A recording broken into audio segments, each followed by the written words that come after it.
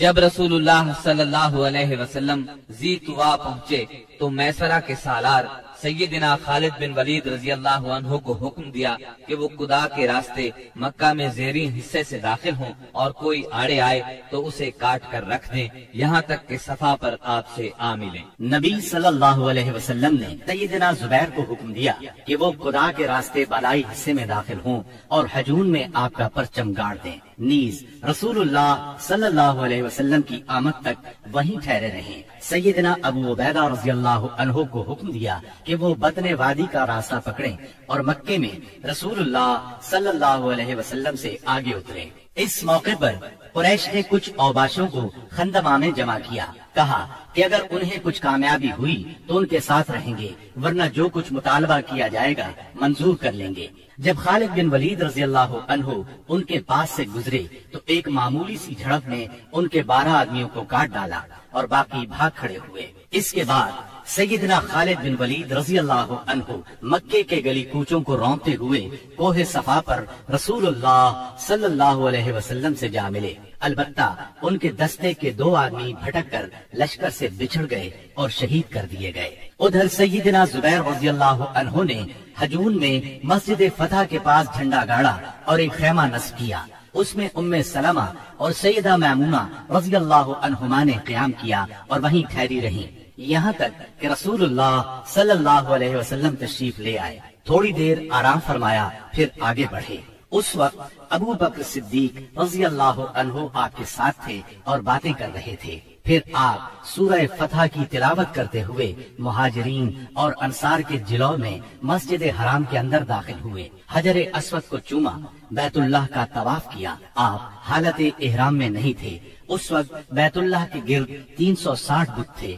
آپ صلی اللہ علیہ وسلم ایک لکڑی سے ان بتوں کو کچوکے لگاتے جا رہے تھے اور فرماتے جاتے تھے، حق آ گیا اور باطل چلا گیا، یقیناً باطل جانے ہی والا ہے۔ آپ بتوں کو ہلکی سی ضرب لگاتے جا رہے تھے اور بت گرتے جا رہے تھے۔ جب آپ طواف سے فارغ ہو گئے تو سیدنا عثمان بن طلحہ رضی اللہ عنہ کو بلا کر ان سے کعبے کی چابی لی اور اس کو کھولنے کا حکم دیا۔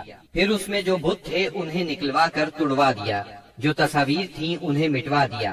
اس کے بعد آپ سیدنا اسامہ بن زید اور سیدنا بلال رضی اللہ عنہم کے ساتھ اندر داخل ہوئے اور دروازہ بند کر لیا۔ پھر دروازے کے مقابل کی دیوار کے رخ سے 3 ہاتھ کے فاصلے پر کھڑے ہوئے اپنے بائیں 1 ستون، دائیں 2 ستون اور پیچھے 3 ستون کیے اور 2 رکعت نماز پڑھی۔ پھر بیت اللہ میں گھوم کر اس کے اطراف میں اللہ کی تکبیر اور توحید کے الفاظ کہے۔ اس کے بعد آپ نے دروازہ کھولا۔ قریش مسجد حرام میں صفے لگاتے کھچا کھچ بھرے تھے۔ آپ نے دروازے کے دونوں بازو پکڑ کر ایک بلیغ خطبہ دیا جس میں اسلام کے بہت سے احکام بیان فرمائے۔ پھر فرمایا، قریش کے لوگوں، تمہارا کیا خیال ہے میں تمہارے ساتھ کیا سلوک کرنے والا ہوں؟ انہوں نے جواب دیا، آپ کریم بھائی ہیں اور کریم بھائی کے صاحبزادے ہیں۔ آپ نے ارشاد فرمایا، آج کے دن تم پر کوئی سرزنش نہیں، جاؤ تم سب آزاد ہو۔ پھر نیچے تشریف لائے اور مسجد حرام میں تشریف فرما ہوئے۔ چابی سیدنا عثمان بن طلحہ رضی اللہ عنہ کو واپس کی اور فرمایا، اس کو ہمیشہ ہمیشہ کے لیے لے لو، تم لوگوں سے اسے وہی چھینے گا جو ظالم ہوگا۔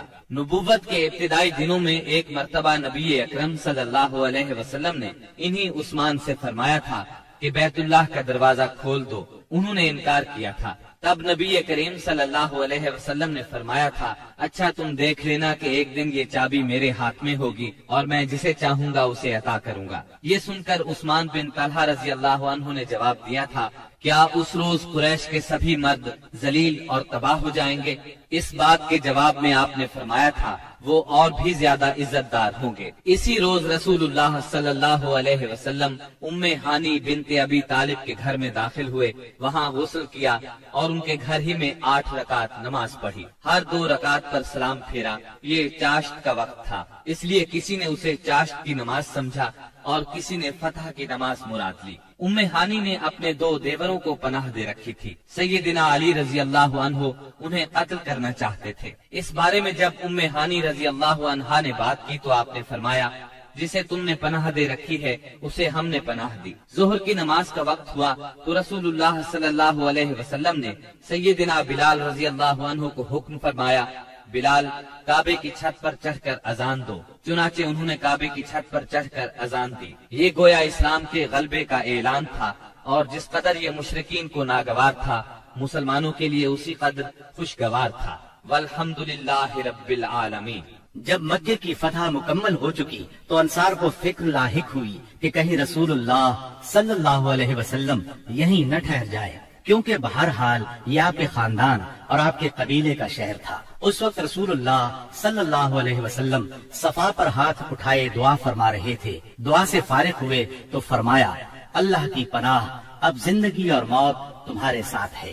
اس سے انصار مطمئن ہو گئے، ان کا خوف جاتا رہا اور وہ خوش ہو گئے۔ رسول اللہ صلی اللہ علیہ وسلم نے مکے میں 19 روز قیام فرمایا، مکے کو آثار جاہلیت سے پاک کیا، نئے سرے سے حرم کے ستون نصب کیے، اور آپ کے منادی نے اعلان کیا، جو شخص اللہ اور آخرت کے دن پر ایمان رکھتا ہے وہ اپنے گھر میں کوئی بت نہ چھوڑے بلکہ اسے توڑ دے۔ 25 رمضان المبارک کو رسول اللہ صلی اللہ علیہ وسلم نے 30 سواروں کے ساتھ سیدنا خالد بن ولید رضی اللہ عنہ کو عزا اور اس کا بتخانہ ڈھانے کے لیے نخلا روانہ کیا۔ سیدنا خالد بن ولید نے جا کر اس کو ڈھا دیا۔ یہ مشرکین کا سب سے بڑا بت تھا۔ پھر آپ نے رمضان ہی میں سیدنا عمرو بن عاص رضی اللہ عنہ کو سوا نامی بت ڈھانے کے لیے روانہ کیا۔ یہ حزیل کا سب سے بڑا بت تھا۔ سیدنا عمرو نے جا کر اس کو ڈھایا۔ اس کا مجاور بت کی بے بسی دیکھ کر مسلمان ہو گیا۔ پھر آپ صلی اللہ علیہ وسلم نے سعد بن زید اشہری کو اسی ماہ رمضان میں 20 سوار دے کر منات کی طرف روانہ فرمایا۔ یہ قدید کے پاس مشلل میں تھا۔ سیدنا سعد نے جا کر اسے توڑ دیا اور بتخانہ ڈھا دیا۔ فتح مکہ کے بعد بہت سے قبائل نے اسلام قبول کر لیا، لیکن حوازن اور بنو ثقیف کے قبیلوں نے چند اور قبائل کو اپنے ساتھ ملا کر 4000 کا لشکر تیار کیا اور مسلمانوں سے زور آزمائی کا فیصلہ کیا۔ نبی کریم صلی اللہ علیہ وسلم کو ان کے ارادوں کی اطلاع ہوئی تو آپ نے اپنے ایک صحابی کو تحقیق کے لیے بھیجا۔ انہوں نے تصدیق کی، تب آپ نے مسلمانوں کو تیاری کا حکم فرمایا۔ چنانچہ 10,000 مدنی اور 2000 مکی فوج کا لشکر تیار ہو گیا۔ بعض لوگوں نے لشکر کی کثرت کے پیش نظر کہا، آج ہم مغلوب نہیں ہوں گے۔ یہ بات رسول اللہ صلی اللہ علیہ وسلم پر گراں گزری۔ شام ہوئی تو ایک سوار نے آ کر اطلاع دی کہ بنو حوازن عورتوں، بچوں اور اونٹ بکریوں سمیت نکلے ہیں۔ آپ یہ سن کر مسکرائے اور فرمایا، یہ کل انشاءاللہ مسلمانوں کا مال غنیمت ہوگا۔ 10 شوال 8 ہجری کی رات رسول اللہ صلی اللہ علیہ وسلم حنین پہنچے۔ وادی حنین مکہ معظمہ سے 30 میل دور واقع ہے۔ آپ نے وادی میں داخل ہونے سے پہلے سحر کے وقت لشکر کو ترتیب دیا۔ مہاجرین کا پرچم علی بن ابی طالب کو دیا، اوس کا پرچم اسید بن حزیر رضی اللہ عنہ کو، اور کچھ دوسرے پرچم دوسرے قبائل کو دیے۔ 2 زرہیں پہنی، سر اور چہرے پر خود رکھا۔ اس کے بعد ہراول دستے نے وادی میں اترنا شروع کیا۔ اسے چھپے ہوئے دشمن کی موجودگی کا علم نہیں تھا۔ ابھی وہ اتر ہی رہا تھا کہ اچانک دشمن نے ٹڈی دل کی طرح تیروں کی بارش کر دی۔ پھر دشمن مسلمانوں پر ٹوٹ پڑا۔ اس اچانک حملے سے ہراول دستے میں انتشار پھیل گیا۔ اس میں موجود مسلمانوں کے پاؤں اکھڑ گئے۔ جو لوگ پیچھے تھے وہ بھی انہی کے ساتھ ہو لیے۔ جہاں تک رسول اللہ صلی اللہ علیہ وسلم کا تعلق ہے تو نہ صرف یہ کہ آپ چند انصار اور مہاجرین کے ساتھ اپنی جگہ پر ثابت قدم رہے، بلکہ آپ دشمن کی طرف بڑھنے کے لیے اپنے خچر کو ایڑ لگاتے اور فرماتے جا رہے تھے، میں نبی ہوں، جھوٹا نہیں، میں عبد المطلب کا فرزند ہوں۔ سیدنا عباس رضی اللہ عنہ نے آپ کے حکم پر مہاجرین اور انصار کو آواز دی۔ یہ آواز سنتے ہی ہر طرف سے مسلمان رسول اللہ صلی اللہ علیہ وسلم کے گرد جمع ہونے لگے، اور اللہ نے اپنے رسول اور مسلمانوں پر سکینت طاری کر دی اور اندیکھا لشکر اتارا۔ چنانچہ مسلمانوں نے پلٹ کر حملہ کر دیا اور دھواں دار جنگ شروع ہو گئی۔ ایسے میں اللہ کے رسول صلی اللہ علیہ وسلم نے فرمایا، اب چولہا گرم ہو گیا ہے۔ پھر آپ نے ایک مٹھی میں مٹی لے کر ان کے چہروں پر ماری اور فرمایا، شاہت الوجوہ، چہرے بگڑ جائیں۔ اس مٹی سے ان کی آنکھیں بھر گئیں۔ اس کے بعد ان کی دھار کند اور ان کا کام پچھڑتا چلا گیا، یہاں تک کہ وہ پراگندہ ہو کر بھاگ نکلے اور مسلمانوں نے مارتے کاٹتے ان کا پیچھا کیا۔ چنانچہ عورتوں اور بچوں کو پکڑ لیا اور بہت سے فوجیوں کو گرفتار کر لیا۔ اس دن سیدنا خالد بن ولید رضی اللہ عنہ کو بھی بہت زخم آئے۔ ادھر رسول اللہ صلی اللہ علیہ وسلم کے ساتھ اللہ کی عنایت دیکھ کر بہت سے مشرکین مسلمان ہو گئے۔ Thanks for watching. Don't forget to like, comment, share and subscribe to